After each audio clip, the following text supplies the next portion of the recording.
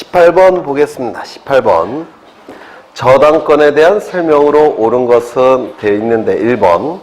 특정물 지급이나 종류물의 일정한 수량의 지급을 목적으로 한 채권인 경우 신청 정보에 채권의 가격을 기재하지 않는다. 저당권의 피담보 채권은 금전 채권이어야 한다. OX. 금전 채권이어야 한다. OX. X. 피담보 채권은 금전 채권 아니어도 상관이 없다 그랬죠. 그런데 금전 채권이 아닐 경우에는 신청 정보에 반드시 채권 평가액을 기록해야 됩니다. 왜냐하면 나중에 경매 절차로 넘어갔을 때 경락 대금으로부터 배당을 받게 되는데 이 채권 평가액을 기록하지 않게 되면 분쟁이 발생할 수밖에 없어요. 그래서 금전 이외의 채권일 때는 채권 평가액을 신청 정보에 기록하고 등기부에도 기록이 돼야 됩니다. 2번. 외화 채권인 경우에는 외화를 표시하고 과세 표준액의 산정을 위하여 환산된 금액을 신청 정보에 병기해야 된다. 이거 맞죠? 그렇죠?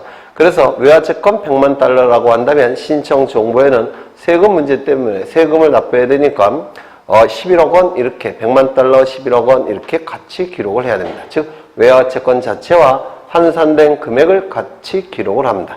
하지만 등기부에는 절대로 환산된 금액을 기록하지 않습니다. 왜냐하면 환율이 시시각각 바뀌고 있고 환산된 금액을 기록하게 되면 나중에 분쟁이 필연적으로 발생합니다. 따라서 신청 정보에는 세금 문제 때문에 외화채권 자체와 환산된 금액을 같이 기록할 수는 있지만 등기부에는 언제나 외화채권 자체만을 기록합니다. 환산된 금액은 기록하지 않습니다. 그래서 환산된 가격을 등기부에 기재해야 된다. 이 문구가 틀린 짐이 될 겁니다. 그 다음에 3번부터 좀 보시겠는데요. 3번. 여기 갑은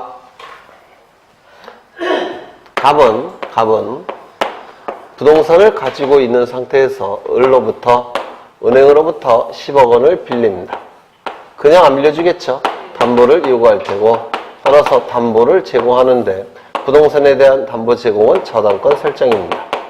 그래서 을은 10억 원의 피담보 채권이 발생을 했고 저당권도 취득했을 겁니다. 이때 갑을 뭐라고 부르냐면 10억 원을 빌렸죠. 따라서 채무자. 그리고 담보를 제공했죠. 따라서 저당권 설정자가 됩니다. 두 번째, A와 B는 형제인데 은행으로부터 돈을 빌립니다. 사업을 하기 위해서 10억 원을 빌립니다. 아직 어리니까 부동산은 없고요. 아버지에게 부탁합니다. 아버지, 살고 계신 아파트 은행에 좀 담보 잡혀주세요. 사업자금을 마련하기 위해서. 참 나쁜 놈들이죠. 네, 물론 아버지는 훌륭한 분이 됩니다. 그러면 을은 10억 원의 피담보 채권이 있을 테고 저당권도 취득하게 될 겁니다. 이때 A, B를 뭐라고 부릅니까? 채무자. 그리고 이 갑은 뭐라고 부릅니까? 저당권 설정자. 민법에서는 물상 보증인 이렇게 부르고요. 우리 등기법에서는 담보를 제공하는 자, 저당권 설정자라고 부릅니다. 그러면 여기서는 채무자와 설정자가 다른 사람입니다. 맞습니까? 여기서는 같은 사람이에요. 그렇죠? 근데 이 채무자는 저당권 등기에서 반드시 기록해야 됩니다. 누가 빌려갔는지 채무자, 얼마를 빌려갔는지 채권에 이 두 가지는 반드시 등기부에 기록을 해야 됩니다. 그런데 여기 다른 사람이라고 한다면 기록해도 되겠지만 같은 사람일 때, 같이 갑이라는 사람일 때 별도로 기록할 필요가 있냐? 즉 생략하면 안 되겠느냐? 여기에 문제가 됩니다. 생략해서는 절대로 안 됩니다. 이유는 채무자와 설정자는 개념이 달라요. 채무자는 돈을 빌린 자고 설정자는 담보를 제공한 자입니다. 개념이 다릅니다. 두 번째, 적용 법조문도 다릅니다. 채무자에 적용되는 법조문은 민법의 채권편이에요. 설정자에 적용되는 법조문은 민법의 물권편입니다. 적용 법조문도 다르고 개념도 다르기 때문에 다른 사람이건 같은 사람이건 반드시 채무자는 등기부에 기록이 돼야 됩니다. 등기부에 기록이 되니까 신청정보에도 기록이 돼야 되는데 이 채무자는 등기명의는 아니죠. 등기명의는 아니기 때문에 주민번호나 부동산 등기용 등록번호는 기록하지 않습니다. 그래서 이름과 주소만을 기록하게 됩니다. 등기명의는 아니니까. 그렇죠. 이때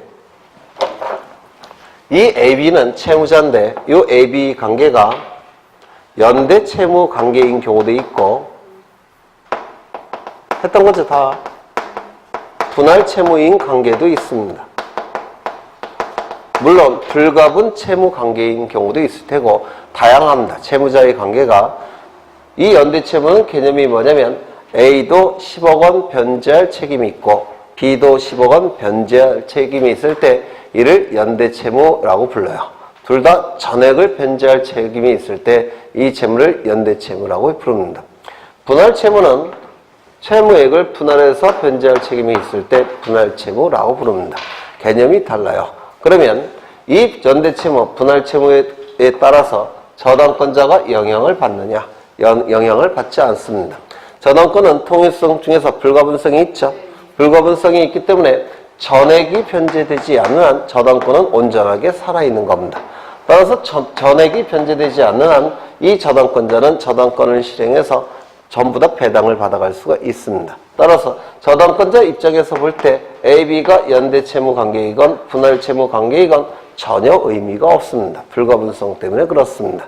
그러면 구태여 연대 채무자, 분할 채무자라고 등기부에 기록할 필요가 있겠습니까? 없겠습니까? 없습니다. 그냥 단순하게 채무자 AB라고만 기록합니다. 이거 이해가 되십니까? 연대 채무자, 분할 채무자라고 기록하지 않고 그냥 채무자 AB라고만 기록합니다. 왜? 저당권자 입장에서는 저거 전혀 의미가 없기 때문에 그렇습니다. 두 번째, 분할 채무일 때 채권액을 따로따로 구분해서 기록할 필요가 있느냐? 그런 거 의미가 없습니다. 저당권자는 불가분성 때문에 전액이 변제되지 않은 한 저당권 무조건 실행할 수가 있습니다. 따라서 채권액도 기록할 필요가 아예 없습니다. 그래서 저당권이라는 담보물권은 대단히 강력한 권리가 되는 겁니다. 그러면 지문을 보시면 3번 채권 최고액, 채권 최고액은 근저당권인 경우겠죠. 똑같습니다. 채권액이나 채권 최고액이나 채권 최고액은 반드시 단일하게 기재해야 되고 채권자, 채무자가 수인일 경우 각 채권자 또는 채무자별로 채권액을 구분하여 기록할 필요가 없습니다. 불가분성 때문에 그렇습니다. 그 다음에 4번 근저당권 설정자와 채무자가 동일한 경우에도 채무자 표시는 생략할 수 없으며 신청 정보에 채무자의 주민등록번호나 부동산 등기용 등록번호를 기록한다. 앞에는 생략할 수 없으며 여기까지는 맞는 지문이죠. 하지만 채무자는 등기 명의인이 되는 자는 아닙니다. 따라서 주민번호나 부동산 등기용 등록번호는 기록하지 않고 이름과 주소만을 기록합니다. 다섯 번째, 수인이 채무자가 연대 채무자의 지위에 있다 하더라도 등기신청 정보 및 등기부에는 단순히 채무자라고만 기록합니다. 연대 채무자 이런 건 저당권자에게 전혀 의미가 없기 때문에 그렇습니다. 그래서 정답은 5번이 될 테고 19번째, 다음 중 부기 등기로 이루어지는 것이 아닌 것은 부기 등기는 붙자가 붙일 붙자죠. 그래서 주등기에 붙여서 기록하는 등기가 부기 등기가 될 겁니다. 주등기에 붙이는 이유는 두 가지가 있죠. 첫 번째, 주등기와의 동일성을 표현하고자 할 때. 두 번째, 주등기 순위를 유지하고자 할 때. 주등기에 붙여서 기록하는 등기가 부기 등기가 될 겁니다. 이론상은 그런데 시험 문제 풀 때는 간단하죠. 소유자부터 첫 번째 도출되는 등기 주등기, 두 번째 도출되는 등기 부기등기, 세 번째는 부기가 될 겁니다. 소유권 이외의 권리에 대한 가압류 가처분 등기. 그러면 예를 들어서 전세권으로 하겠습니다. 전세권에 대한 가압류 가처분 등기는 소유자를 기준으로 할 때 몇 번째입니까? 두 번째죠. 그렇죠. 따라서 무슨 등기? 부기등기가 될 겁니다. 그러면 이건 갑구에 하겠습니까? 을구에 하겠습니까? 을구에 하겠죠. 을구에 하는 거 맞습니까? 맞죠. 소유권 이전에 가등기에 관한 가압류 가처분 등기. 이거는 주등기입니까? 부기등기입니까? 가등기가 첫 번째, 가압류 가처분이 두 번째. 그러면 갑구겠습니까? 을구겠습니까? 소유권에 대한 가등기도 소유권에 관한 등기죠. 따라서 갑구에 하게 될 겁니다. 소유권에 관한 가등기에 대한 가압류 가처분 등기는 부기등기, 그리고 갑구에 하게 될 겁니다. 2번, 저당권부 채권의 질권 설정 등기. 소유자를 기준으로 할 때 몇 번째 도출됐습니까? 두 번째. 따라서 무슨 등기? 부기등기. 세 번째, 부동산 환매 특약 등기. 이건 언제나 무슨 등기? 부기등기. 그렇죠. 환매 등기의 이전 등기는 무슨 등기? 부기의 부기등기. 그렇죠. 소유권에 대한 가압류 가처분 등기. 소유권자를 기준으로 할 때 몇 번째 도출됐습니까? 첫 번째. 따라서 주등기, 부기등기, 주등기. 갑구을고, 갑구. 그렇죠. 가등기, 이전등기. 소유권 이전에 가등기, 이전등기. 소유자를 기준으로 할 때 몇 번째 도출됐습니까? 두 번째. 따라서 부기등기. 대단히 쉬운 문제가 돼버려요. 그렇죠. 정답은 4번. 20번. 전자신청과 관련한 설명이다. 가장 옳은 것은 1번. 자연인이 전자신청을 하려면, 자연인은 전자신청을 하기 위해선 사용자 등록을 해야 되죠. 내국인일 때는 사용자 등록만 하면 되지만 외국인은 사용자 등록과 뭘 해야 됩니까? 외국인 등록이나 국내 거소 신고를 해야 되죠. 법인의 경우에는 전자증명서 발급받아야 되죠. 비법인 사단재단은 전자증명서가 아직 발급되지 않습니다. 따라서 비법인 사단재단은 전자신청을 할 수가 없기 때문에 방문신청만 가능할 겁니다. 1번. 자연인이 전자신청을 하려면 당사자 또는 등기신청을 대리할 수 있는 자격자 대리인이 최초의 등기신청 전에 반드시 등기소에 출석하여 사용자 등록을 해야 된다. 맞습니까? 그렇죠. 이때 사용자 등록은 직접, 출석, 미리. 맞습니까? 직접, 출석, 미리. 직접 뭡니까? 사용자 등록은 본인이 해야지 대리인이 신청할 수 없다는 거죠. 직접. 출석은요, 등기소에 방문해서 신청해야지 인터넷을 통해서 신청할 수 없다는 뜻이죠. 미리는요, 등기 전자신청과 사용자 등록 신청은 동시에 할 수 없다는 겁니다. 사용자 등록을 미리 하고 그 다음에 등기 전자신청을 하게 될 겁니다. 이때 등기소에 방문해서 신청해야 되는데 반드시 관할 등기소일 필요가 있습니까? 없다고 했죠. 아무 등기소나 상관이 없다고 했습니다. 2번. 법인의 경우에는 전자증명서에 이용 등록을 하였더라도 대표자가 등기소에 출석하여 다시 사용자 등록을 해야 된다. 이 법인의 경우는 법인의 이름이 등기부에 올라가는 것이고 팔다리 역할을 하는 팔다리 역할만 대표자가 하는 것이죠. 따라서 이때 대표자는 사용자 등록할 필요가 있습니까? 없습니다. 대신 신청하는 것에 불과하기 때문에 그렇습니다. 그 다음에 3번. 법인 아닌 사단이나 재단인 종중이나 교회도 전자신청을 할 수가 있다. 비법인 사단 재단은 아직까지 전자증명서가 발급되지 않습니다. 따라서 전자신청은 허용되지 않고 단지 방문신청만 될 겁니다. 4번. 사용자 등록의 유효기간은 3년이지만 그 기간은 언제든지 연장 신청할 수 있다. 아니죠. 만료일 이전 3월부터 사용자 등록의 연장 신청이 가능하죠. 그래서 틀렸습니다. 5번. 변호사, 법무사 같은 일정한 자격자 대리인이 아니더라도 자기 사건이라면 상대방을 대리하여 전자신청을 할 수가 있다. 등기 전자신청만큼은 이거는 등기소에 방문해서 신청하는 게 아니라 컴퓨터를 가지고 신청하기 때문에 비리가 개입될 가능성이 대단히 높습니다. 따라서 이 등기 전자신청만큼은 대리 신청할 때는 변호사 자격을 가진 자, 법무사 자격을 가진 자만이 등기 전자신청을 대리할 수가 있습니다. 그렇죠. 따라서 상대방을 대리하여 라는 문구가 있으니까 무조건 자격자 대리인만 전자신청할 수 있을 겁니다. 즉 변호사, 법무사 자격이 있어야만 됩니다. 그래서 옳은 것은 1번. 21번. 다음은 등기필 정보에 관한 설명이다. 옳지 않은 것은. 이 등기필 정보 몇 가지 꼭 외워두셔야 된다고 했는데, 첫 번째, 권리에 관한 등기에서만 등기필 정보가 만들어졌는데 기억나십니까? 등기필 정보는 권리에 관한 등기일 경우에만 만들어집니다. 두 번째, 등기 신청인이 등기부에 새로운 등기명이 될 때, 여기서 새로운 등기명의는 등기 권리자를 얘기합니다.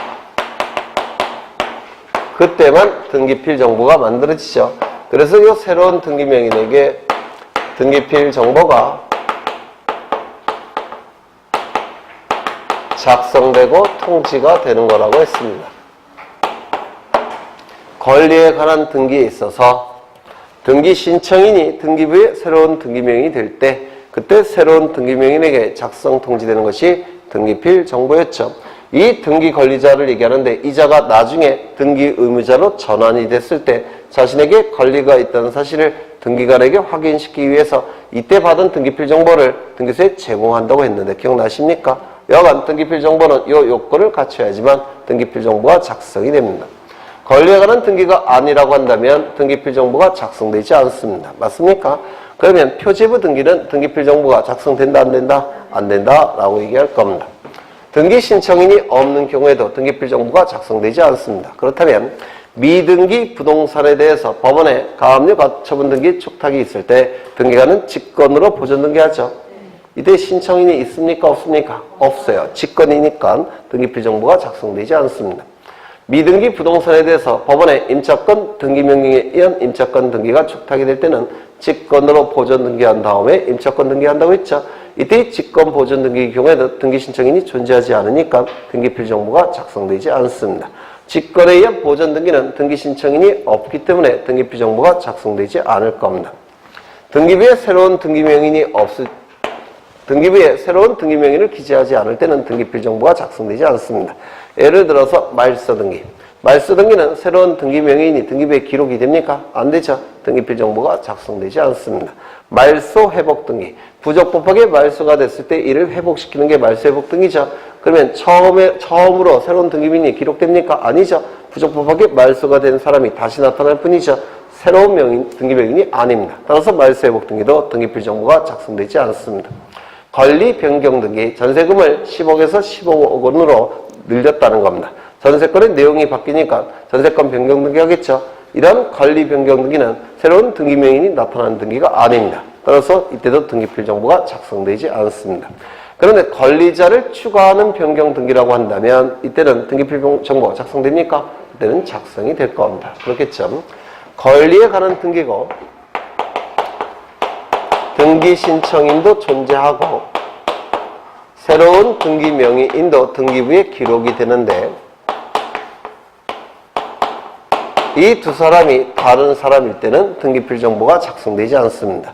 신청인이 새로운 등기 명의인이 아닐 때 이때도 등기필 정보가 작성되지 않을 겁니다. 여기에 해당되는 게 두 가지가 있는데요. 첫 번째 뭐가 있습니까? 승소한 등기 의무자가 판결에 의해서 등기를 신청할 때 이때 등기를 신청하는 자는 누굽니까? 등기 의무자. 맞습니까? 새로운 등기 명의는 누굽니까? 등기 권리자. 다른 사람이죠. 따라서 등기필 정보가 작성되지 않습니다. 두 번째, 채권자 대위 신청의 경우. 채권자 대위 신청의 경우에는 등기 신청인은 누굽니까? 채권자. 누구의 이름으로 등기가 됩니까? 채무자. 다른 사람이죠. 등기필 정보가 작성되지 않습니다. 그러면 이렇게 등기필 정보가 작성되지 않는 자, 새로운 등기명의인에게는 등기필 정보가 작성되지 않는데 문제는 이 새로운 등기명의인에게 등기필 정보가 작성되지 않을 때 문제가 발생합니다. 내 이름이 등기부에 올라갔는데 통지가 되지 않는다면 내가 모른다면 이거 문제 있는 거죠. 등기필 정보가 작성이 되고 등기명의인에게 통지가 돼야지만 자신의 이름으로 등기가 됐다는 걸 알 수가 있습니다. 그런데 등기필 정보 자체가 작성되지 않으니까 통지되지도 않겠죠. 그러면 내 이름이 등기가 된데도 불구하고 내가 모르는 경우가 있다는 겁니다. 그건 있어서는 안 됩니다. 그렇죠. 따라서 다른 방법을 통해서 알려줍니다. 다른 방법을 통해서 알려주는 게 뭐가 있습니까?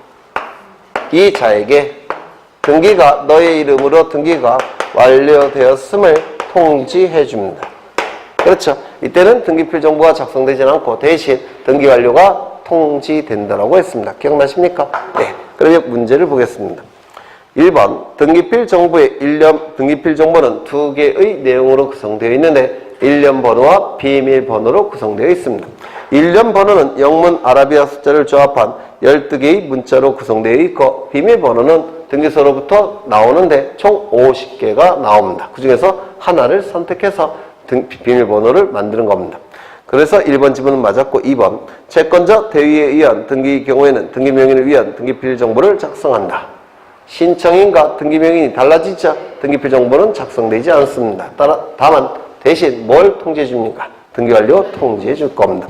2번, 3번 등기관의 직권에 의한 보존 등기의 경우에는 등기명의인을 위한 등기필 정보를 작성하지 아니한다. 맞습니까? 맞죠? 네. 직권은 신청인이 없는 등기죠. 따라서 등기필 정보가 작성되지 않습니다. 대신 등기명의인이 되는 자에게 뭘 통지해 준다고요? 등기완료 통지. 네 번째, 승선 등기의무자의 신청에 의한 등기의 경우에는 등기명의인을 위한 등기필 정보를 작성하지 아니한다. 맞습니까? 맞죠? 네. 이때 등기명인에게 뭘 통지해준다고요? 등기완료 통지를 해줍니다. 결국은 이 등기필 정보는 등기명인이 받았을 때 그 받은 등기필 정보를 등기의무자로 전환이 됐을 때 등기소에 제공을 하는 거죠. 결국은 등기의 진정성을 확보하기 위한 겁니다. 그렇다면 간공서가 등기를 촉탁할 때는 등기의 진정성이 이미 확보가 됐다고 보기 때문에 등기필 정보가 작성되지 않습니다. 간공서가 등기를 촉탁할 때는 이 간공서에게 등기필 정보가 통지되지 않습니다. 그런데 간공서가 등기를 촉탁하지만 등기 권리자가 따로 존재하는 경우도 있죠. 예를 어떤 거 들었습니까? 경락인에게 소유권 이전 등기를 신청해 주는 것은 법원이 해주는 거죠.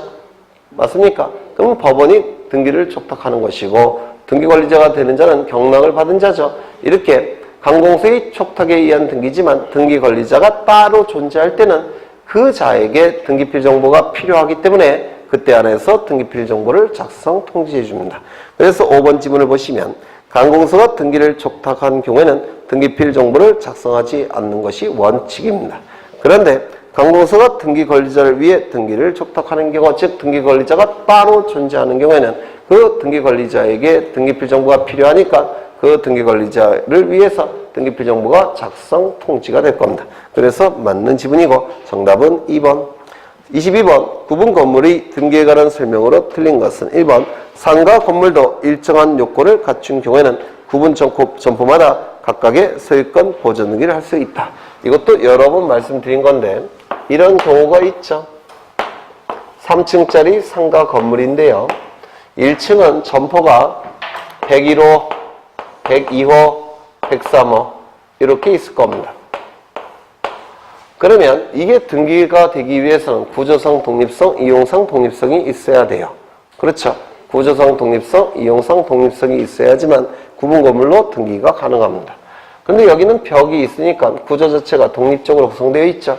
이용할 때도 독립적으로 이용할 수 있죠. 따라서 보존 등기할 수가 있습니다. 옛날에도 가능했고 지금도 가능해요. 그런데 2층부터 3층까지는 벽이 없어요. 그리고 선만 그어져 있습니다. 이렇게. 선만 이렇게 그어져 있다는 겁니다. 그러면 구조 자체가 독립적으로 되어 있습니까? 아니죠. 구조 자체가 독립적으로 되어 있지 않죠. 즉 외기 분단성이 없다는 겁니다. 그러면 이 경우는 구조상 독립성이 없으니까 옛날에 2001년도 이전까지는 구조상 독립성이 없기 때문에 등기가 불가능했습니다. 그래서 등기를 안 해줬어요. 대신 지분 등기를 해야만 됐습니다. 지분 등기. 그렇죠. 그런데 직권법을 개정해서 이러한 예외적인 경우에는 일정한 요건을 갖춘 경우에 한해서 보존 등기 가능하도록 직권법을 개정한 겁니다. 이때는 구조상 독립성이 없어도 일정한 요건을 갖춘다면 이제 등기가 가능하게 바뀐 겁니다. 그러면 그 일정한 요건, 이건 주로 민법에서 출제가 되는 건데요. 일정한 요건은 4가지가 있습니다. 4가지. 첫 번째 뭐가 있다고요? 근데 저도 잘 몰라요. 대략적으로만 압니다. 왜? 등기법에서 출제가 안 되니까 민법에서 출제가 되는 겁니다. 첫 번째, 판매시설이나 운수시설일 것. 집배송시설은 제외가 됩니다. 판매시설이나 운수시설일 것. 두 번째는요. 바닥면적의 합계가 1,000제곱미터 이상일 것. 바닥면적의 합계가 1,000제곱미터 이상일 것. 세 번째는 이 바닥에 구분할 수 있는 경고한 표지가 설치되어 있을 것. 네 번째는 구분 건물마다 201호, 202호, 303호, 203호, 301호, 302호, 303호 이렇게 번호가 구별할 수 있는 번호가 부여되어 있죠. 그래서 구별할 수 있는 건물 번호가 설치되어 있을 것. 이런 4가지 요건을 충족시키는 경우에 한해서 구조성 독립성이 없다고 하더라도 등기가 가능하도록 법을 바꾼 겁니다. 그래서 이 1번 짐은 맞습니다. 2번 구분 건물로 될 수 있는 객관적 요건을 갖춘 경우에도 건물 소유자는 구분 건물로 등기하지 아니할 수 있다. 이것도 여러 번 강조한 건데요. 갑은 3층짜리 건물을 짓습니다. 그러면 이건 다 구조 자체가 독립적으로 구성되어 있죠. 그리고 여기에 계단이 따로 설치되어 있습니다. 이건 계단이 필요 없겠네. 1층이니까. 네, 이렇게 계단이 설치되어 있습니다. 그러면 이용상, 독립성 갖춘 겁니다. 맞습니까? 그래서 구조상 독립성, 이용상 독립성을 갖췄는데요. 이거를 뭐라고 부르냐면 구분 건물의 객관적 요건이라고 얘기합니다. 구조상 독립성, 이용상 독립성을 구분 건물의 객관적 요건이라고 불러요. 이때 값은 선택합니다. 일반 건물 등기부에 등기할 수도 있습니다. 일반 건물 등기부는 표제부, 갑구, 을구로 구성되어 있죠. 그 다음에 집합 건물 등기부에 등기할 수도 있어요. 한 동 전체에 대한 표제부, 1층 표제부, 갑구, 을구, 2층 표제부, 갑구, 을구, 3층 표제부, 갑구, 을구. 이게 뭡니까? 구분 건물 등기부. 그렇죠. 그러면 이걸 누가 선택하느냐면 갑이 선택하는 겁니다. 그래서 자신이 가진 이 건물을 구분할 의사가 없다라고 한다면 이쪽 등기부에 등기할 테고요. 구분할 의사가 있다라고 한다면 이쪽 등기부에 등기를 하게 될 겁니다. 이걸 뭐라고 부르냐면 주관적 요건이라고 불러요. 구분의사 여부에 의해서 이제 등기부가 결정이 되는 겁니다.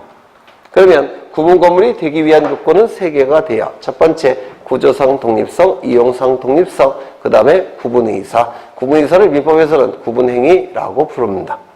그래서 이 2번 지문은 맞습니까? 3번, 2번 맞는 지문이 됩니다. 그렇죠. 그 다음에 3번, 등기관은 구분 건물에 관한 등기 신청을 받은 경우 신청 정보의 첨부 정보 또는 공지사실 등에 의하여 그 건물이 구분 건물이 아니라는 의심이 있는 경우에는 현장에 가서 조사할 권리가 옛날 등기법에는 있었습니다. 이를 현장 조사권이라고 불렀는데 이 현장 조사권을 실질적 심사권이라고 봤어요. 그런데 이 현장 조사권이 개정 등기법에서는 삭제가 됐습니다. 그래서 현장 조사권이 없어요. 그래서 등기관은 지금은 무조건 형식적 심사권만 있는 겁니다. 그래서 이 지문은 틀렸습니다. 4번, 집합 건물의 규약상 공용 부분은 일정한 요건을 갖춘 경우 전유 부분으로 소유권 보호전 등기를 할 수가 있다. 맞습니까? 규약을 통해서 공용 부분으로 바뀌었으니까 규약을 폐지할 때는 공용 부분이 전유 부분으로 돌아온다고 그랬죠. 그러면 그 부분을 취득하는 자가 무슨 등기를 신청한다고 했죠? 소유권 보호전 등기. 단독, 공동, 단독이 될 겁니다. 그렇죠. 그래서 이 지문은 맞는 집이 될 테고 5번, 한동 건물에 속하는 구분 건물 중에 일부만에 관하여 소유권 보호전 등기를 신청하는 경우에는 그 나머지 구분 건물에 대하여 표제부 등기를 동시에 신청해야 된다. 여러 번 강조했죠. 네. 구분 건물 표제부는 동시에 신청이 되니까 최초로 분양을 받은 자가 보전 등기를 직접 신청하고 나머지 표제부는 대위 신청하고 두 개의 등기는 동시에 신청한다 그랬죠. 여러 번 강조했던 겁니다. 그래서 맞는 지문이고 23번 등기관의 결정 또는 처분에 대한 이의 신청에 대한 설명이다. 옳은 것은 등자가 빠졌겠죠. 등기 신청의 각하 결정에 대하여는 등기 신청인인 등기 권리자, 등기 의무자는 물론이고 등기관의 위 각하 결정에 대하여 이해관계에 있는 제3자도 이의 신청을 할 수가 있다. 각하 결정은 등기를 신청했을 때 등기관의 거부 결정을 각하 결정이라고 얘기하죠. 그러면 등기부에 등기가 실행이 됩니까? 안 됩니까? 실행이 안 돼요. 맞습니까? 등기부에 등기가 실행이 안 되니까 제3자에게 손해가 발생할 가능성이 있습니까? 없습니까? 없습니다. 따라서 제3자는 이의 신청할 수 있습니까? 없습니까? 없을 겁니다. 그렇겠죠? 안 해준 거에 대한 등기 신청에는 이의 신청할 수가 있지만 제3자는 손해가 발생할 가능성이 전혀 없기 때문에 이의 신청할 수가 없습니다. 그런데 각하 결정이 아니라 등기 실행 결정이라고 한다면 제3자가 이의 신청할 수 있겠습니까? 있다라고 얘기했습니다. 2번, 채권자가 채무자를 대위하여 격리한 등기가 채무자의 신청에 의하여 말소가 된 경우 채권자가 강제 집행하기 위해서 채무자의 등기를 대신 신청할 수가 있죠. 그래서 채권자 대위 신청에 의하여 채무자의 이름으로 등기가 된 상태입니다. 그리고 강제 집행 들어갈 겁니다. 이때 등기가 채무자의 신청에 의해서 말소가 됐다 이렇게 돼 있네요. 그러면 채무자가 강제 집행 들어올 것 같으니까 말소를 해버렸다는 겁니다. 채권자 열 받아요? 안 받아요? 받겠죠? 이의 신청할 수 있을 겁니다. 그렇겠죠? 그 다음에 2번 등기관의 결정, 처분이 부당하다고 하여 이의 신청을 하는 경우 그 결정, 처분 시에 주장되거나 제출되지 아니한 사실이나 증거 방법으로 이의 신청의 사유로 삼을 수 있다. 없죠. 이 부당성 판단 기준은 처분 결정시를 기준으로 하는 것이지 이의 신청시를 기준으로 하는 게 아니라고 했죠. 그러면 처분 결정 이후에 나타난 새로운 증거나 새로운 자료는 부당성 여부를 판단하는 자료가 된다, 안 된다? 안 된다. 그렇죠. 그 다음에 네 번째. 이의 신청은 집행정지 효력이 있다, 없다? 없다. 다섯 번째. 이의 신청은 구술로 할 수 없으며, 그렇죠. 서류로 해야 됩니다. 이의 신청서로 신청해야 되죠. 이의 신청서를 당해 등기소에 제출해야 되고, 맞습니까? 이의 신청 자체는 누구에게 한다고요? 법원에, 지방법원에. 이의 신청서는 누구에게 제출한다고요? 등기소에. 그렇죠. 이거 다르다는 거 기억하셔야 돼요. 이의 신청 자체는 법원에, 이의 신청서는 등기소에. 그렇죠. 이의 신청 기간에 제한이 있습니까? 이의 신청 기간에 제한이 없다고 했죠. 왜요? 너무나도 고가인 부동산에 관한 것이기 때문에 제한을 둘 수가 없다라고 했습니다. 이의 이익이 있는 한 언제든 이의 신청할 수 있다. 이의 이익은 뭐냐면 별거 아닌데요. 이의 신청을 할 만한 이익을 생각해서 이의 이익 이렇게 불러요. 이의 신청을 통해서 얻는 이익, 이의 신청의 이익, 이의 이익 이렇게 얘기합니다. 이 이의 이익이 있는 자만 이의 신청을 할 수가 있습니다. 이게 여간 정답은 몇 번인가요? 5번. 24번 부동산 등기 특별조치법상 등기 신청 의무에 관한 설명으로 옳은 것은. 이게 아마 제일 어려운 문제가 될 겁니다. 우리 민법에서는 사적자치 원칙이 가장 중요한 원칙이라고 했죠. 사적자치 원칙이 우리 등기법에서는 신청주의로 나타난다고 했습니다. 맞습니까? 신청주의라면 등기 신청이 있는 경우만 등기관이 등기를 할 수가 있고 등기 신청이 없는 경우는 등기관이 등기를 할 수 없다는 겁니다. 이게 신청주의예요. 이 신청주의도 임의 신청이 원칙이라고 했죠. 임의 신청은 이미 맡길 임자예요. 그 다음에 의는 뜻의 자입니다. 그래서 임의 신청은 당사자의 뜻에 맡겨놓은 신청이란 뜻입니다. 즉 당사자가 등기 신청하고 싶을 때 신청하는 것이고 등기 신청하기 싫으면 안 해도 그만입니다. 이것을 임의 신청의 원칙이라고 부를 거예요. 그런데 예외적으로 세 개의 법률에서 등기 신청 의무를 부과한다고 그랬죠. 세 개의 법률. 첫 번째 부동산 등기법. 부동산 등기법에서는 표제부 등기는 사유 발생일로부터 원칙적으로 1월 이내에 표제부 등기 신청한다고 그랬죠. 뭐가 있습니까? 부동산 표시 변경 등기와 부동산 멸실 등기는 사유 발생일로부터 1월 이내에 등기를 신청함이 원칙입니다. 건물의 경우 의무를 이행하지 않게 되면 50만 원 이하의 과태료가 부과될 테고 토지의 경우에는 과태료 부과 규정이 없습니다. 토지는 책임이 국가에게 있기 때문에 그렇습니다. 건물은 과태료 부과되지만 토지는 부과되지 않는다는 거 이것도 기억해 두십니다. 부동산 등기 특별조치법에서 소유권 보존 등기와 소유권 이전 등기에 대해서 신청 의무를 부과하고 있습니다. 세 번째, 부동산 실권리자 명의 등기에 관한 법률에서도 신청 의무를 부과하고 있습니다. 하지만 부실법은 민법에서 출제되는 것이고 등기법에서는 건드리지 않습니다. 이제 부동산 등기 특별조치법을 보겠다는 겁니다. 이것도 여러 번 한 건데요. 또 하겠습니다. 여러 번 출제가 됐기 때문에 그래요.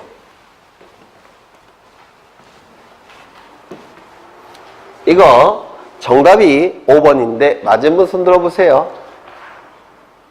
정답 5번. 네? 틀린 분 손 들어보세요. 틀린 분 저 뒤에 가서 손 들고 서 보세요. 아무도 없어. 다 맞으셨네요. 먼저 소유권 보존 등기 신청 의무를 보겠습니다. 소유권 보존 등기. 이거는 다들 아실 거예요. 갑은 이 건물을 신축합니다. 건물을 신축해서 완성을 했다면 대장이 만들어질 테고요. 대장이 만들어지면 보존등기 신청이 이제 가능할 겁니다. 그렇겠죠. 건물이 완성이 됐다면 대장이 만들어질 테고 대장이 만들어졌으니까 보존등기 신청이 가능할 겁니다. 그런데 이 경우에서는 보존등기 신청할 의무를 부과할 수 있습니까? 없습니다. 왜? 임의 신청이 원칙이기 때문에 그렇습니다. 감히 선택하는 겁니다. 보존등기 신청해서 등기부 만들어도 되고 안 만들어도 상관이 없습니다. 그런데 갑 혼자만 있는 게 아니라 을이 나타나면 얘기가 달라집니다. 그래서 을은 매매계약을 체결하고 소유권 이전 등기까지 이루어지면 을은 소유권 취득하겠죠. 그런데 을명의로 소유권 이전 등기가 되기 위해서 먼저 등기부가 존재해야 되겠죠. 등기부가 존재하기 위해서는 갑이 보존 등기 신청해야 됩니다. 이때도 갑이 의사에 맡겨놓을 수는 없습니다. 왜? 을을 보호해야 되기 때문에 그렇습니다. 따라서 을이 나타나게 되면 갑은 보존 등기 신청해야만 됩니다. 그렇죠. 그래서 시간이 이렇게 흘러갈 때 이 시점은 갑과 을 사이에 매매 계약이 아니죠. 이 시점은 건물이 완성이 돼서 보존 등기 신청이 가능한 시점입니다. 그리고 이 시점은 갑과 을 사이에 매매 계약이 체결된 시점입니다. 그래서 을이 나타나면 이제 보존 등기 신청 여부를 갑에게 맡겨놓을 수는 없습니다. 을을 위해서 따라서 이 시점부터 60일 이내에 갑은 보존 등기를 신청해야만 됩니다. 의무가 되게 됩니다. 이거 어렵지 않죠? 네. 두 번째. 갑은 건물을 짓고 있는 도중에 있습니다. 건물을 짓고 있는 도중에 을과 매매 계약을 체결합니다. 그리고 이제 매매 계약이 체결되고 갑이 이제 건물을 완성을 시켰다는 겁니다. 완성을 시켰다면 이제 보존 등기 신청이 가능하게 될 겁니다. 그러면 시간이 이렇게 흘러갈 때 먼저 갑이 을과 매매 계약이 먼저 체결되었죠. 맞습니까? 그러면 이 매매 계약을 체결한 시점부터 갑에게 보존 등기 신청 의무를 부과할 수 있습니까? 없습니다. 왜요? 건물이 완성되지 않았으니까 신청한다고 하더라도 보존 등기를 해줄 수가 없어요. 그렇죠? 그러면 건물이 완성된 시점은 이 시점이라는 겁니다.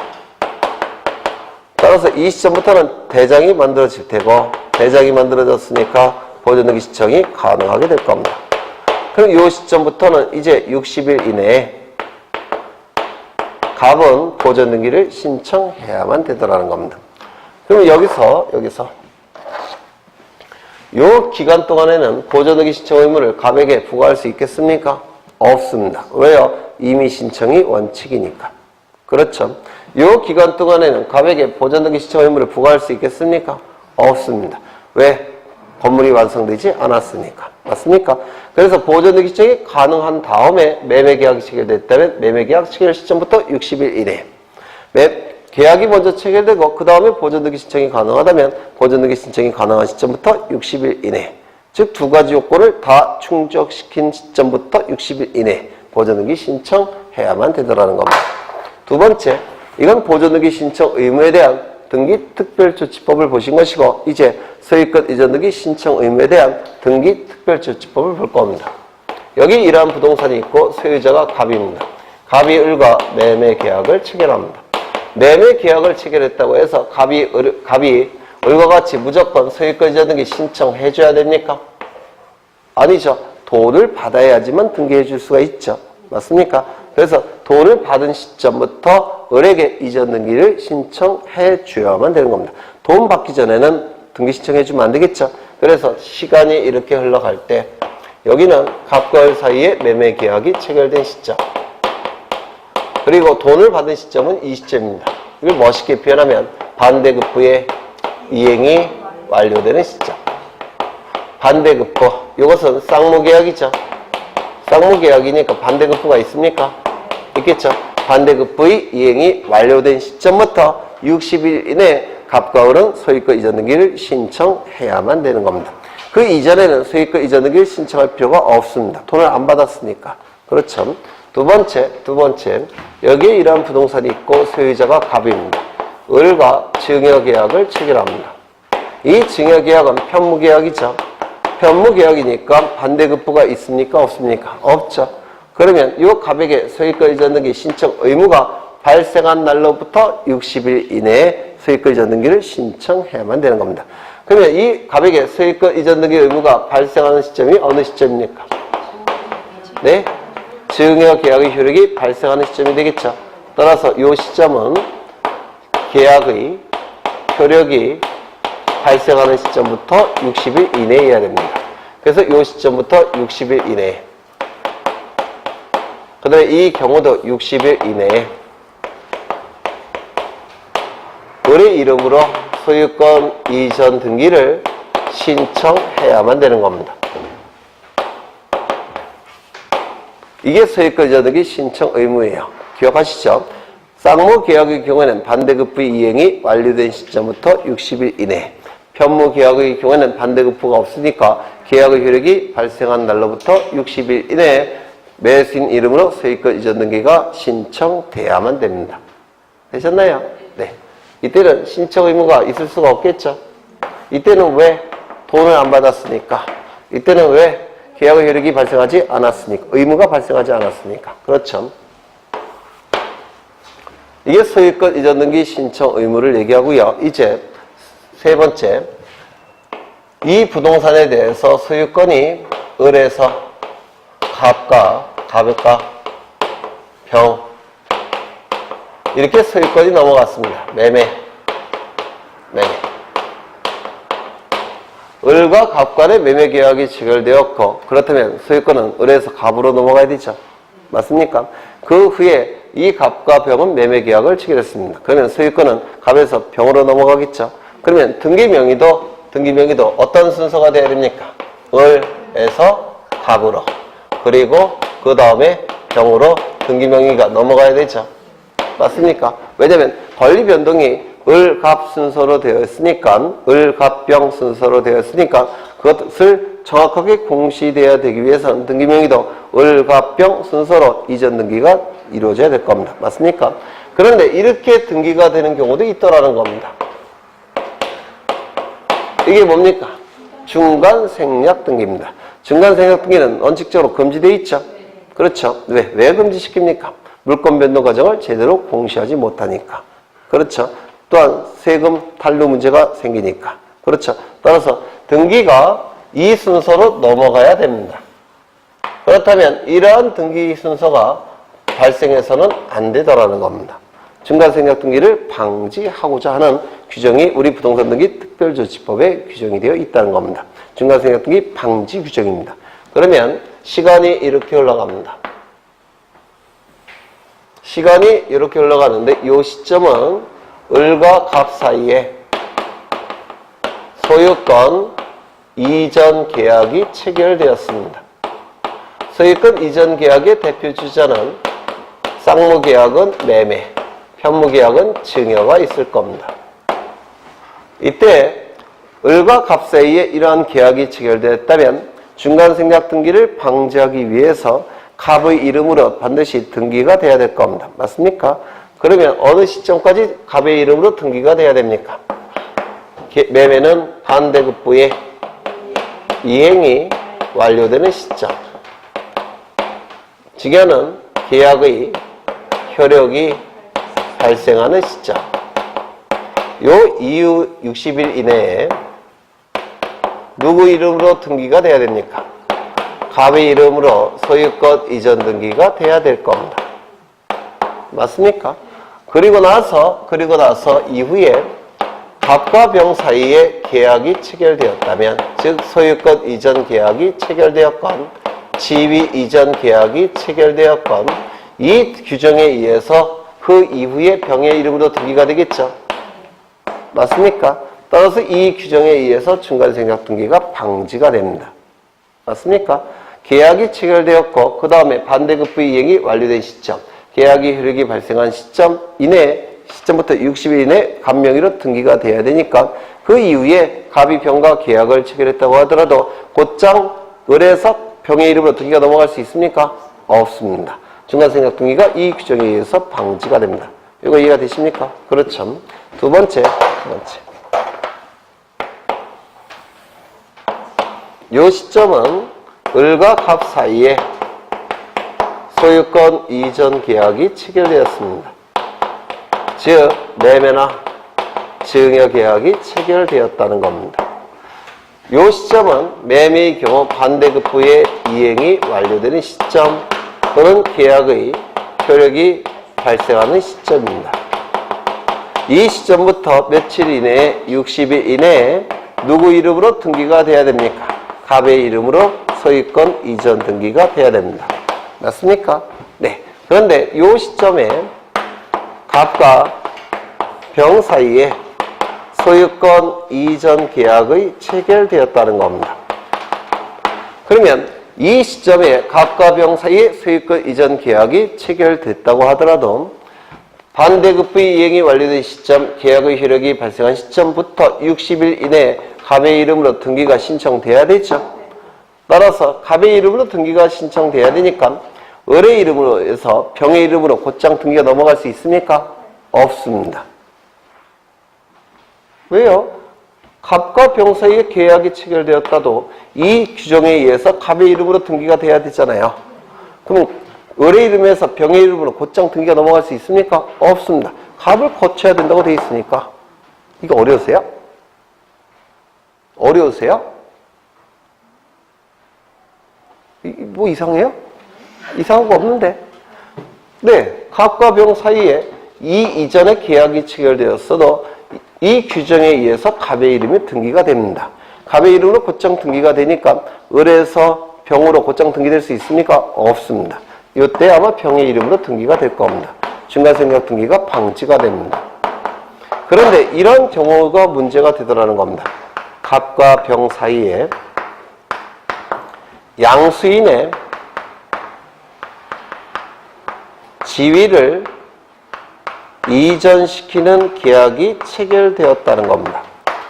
양수인의 지위 이전 계약, 매수인의 지위 이전 계약. 그러면 이게 계약일 때 요 갑은 매수인이죠. 매수인의 지위가 누구에게 넘어갔습니까? 병에게 넘어갔죠. 그러면 갑은 누구로부터 대금을 받습니까? 네? 갑으로부터 대금을 받아요? 병으로부터 대금을 받아요? 매수인의 지위 자체가 다 병에게 넘어갔습니다. 그러면 을은 누구로부터 대금을 받습니까? 병에게. 그러면 을은 누구에게 등기를 해줘야 됩니까? 병에게. 그러면 이런 지위 이전 계약이 체결되었을 때는 이 등기가 갑의 이름으로 등기가 될 필요가 있습니까? 이때는 적용되지 않습니다. 왜? 지위 자체가 고스란히 병에게 넘어갔으니까 갑의 이름으로 등기를 할 수가 있겠습니까? 없더라는 겁니다. 왜? 갑의 지위가 고스란히 병에게 넘어갔잖아요. 지위가 전부 넘어갔으니까 을은 갑으로부터 대금을 받는 게 아니라 병으로부터 대금을 받는 것이고 등기도 이 을은 병에게 해주는 겁니다. 따라서 이 규정은 적용될 여지가 없습니다. 중간생각 등기는 처음부터 문제가 되지 않더라는 겁니다. 언제? 지위 이전 계약이 체결되었을 때는. 그렇죠. 그러면 지문을 보겠습니다. 1번 을의 토지에 대하여 부담이 없는 증여계약을 체결한 갑은 그 토지를 인도받은 날로부터 60일 이내에 소유권 이전 등기를 신청해야 된다. 어디가 틀렸습니까? 인도받은 날. 뭐로 고쳐야 됩니까? 계약의 효력이 발생한 날. 그렇죠. 계약의 효력이 발생한 날로 바뀌어야 됩니다. 2번 을의 토지에 대하여 매매계약을 체결한 갑이 잔금을 지급하기 이전에 병에게 매도하려면 갑과 병은 계약을 체결한 날로부터 60일 이내에 먼저 갑 명의로 소유권 이전 등기를 신청해야 된다. 여기는 어디가 틀렸습니까? 그렇죠. 계약을 체결한 날이 아니라 반대급부의 이행이 완료된 날, 즉 잔금을 지급하는 날로 바뀌어야 됩니다. 그렇지 않습니까? 매매니까. 네. 3번 을의 토지에 대하여 매매계약을 체결한 갑이 잔금 지급 이전에 병에게 매수인의 지위를 이전했다 이렇게 돼 있죠. 양수인의 지위가 이전이 됐습니다. 그렇다면 갑의 이름으로 등기가 될 필요가 있습니까? 없죠. 따라서 갑은 먼저 갑 명의로 소유권 이전 등기를 신청해야 된다. 요 문구가 틀렸습니다. 갑 명의로 소유권 이전 등기가 신청될 필요가 없죠. 누구 명의로 곧장되면 됩니까? 병의 명의로 등기가 신청되면 됩니다. 그래서 이거 틀렸습니다. 4번 갑이 자기 소유 건물을 보존 등기할 수 있었음에도 불구하고 등기하지 않은 채 을과 매매계약을 체결했다면 보존 등기를 할 수 있었던 날로부터 60일 이내입니까? 매매계약을 체결한 날로부터 60일 이내입니까? 매매계약을 체결한 날로부터. 그렇죠. 틀렸습니다. 5번 을의 토지에 대하여 매매계약을 체결한 갑이 잔금을 지급한 후 병에게 그 토지를 매도하려면 먼저 갑의 이름으로 소유권 이전 등기를 한 후 병과 계약을 체결해야 된다. 맞죠? 그래야지만 중간생각 등기가 방지되기 때문에 그렇습니다. 그렇죠? 그래서 이 3번 지문이 좀 어려웠던 겁니다. 이 노란색. 그래서 정답은 5번. 이게 제일 어려웠던 문제예요. 이거 여러 번 설명드린 기억이 있는데 한 3번, 4번 정도 설명드렸을 겁니다. 네. 그래서 오늘 첫 번째 시험인데요. 본 시험보다는 난이도가 조금 있습니다. 본 시험보다 공간정보법은 조금 난이도가 많이 올라갔고요. 등기법은 조금 올라간 겁니다. 본 시험보다. 네, 그 정도 보시고 2회분 문제도 나갔죠. 그것도 꼭 풀어두셔야 돼요. 그것도 푸시입니다. 그래서 9월달, 10월달 나가는 자료는 다 꼼꼼히 보셔야 돼요. 9월달, 10월달 자료는 전부 다 꼼꼼히 보셔야 됩니다. 네, 그 정도 보셨고 오늘은 여기까지 하겠습니다. 수고하셨습니다.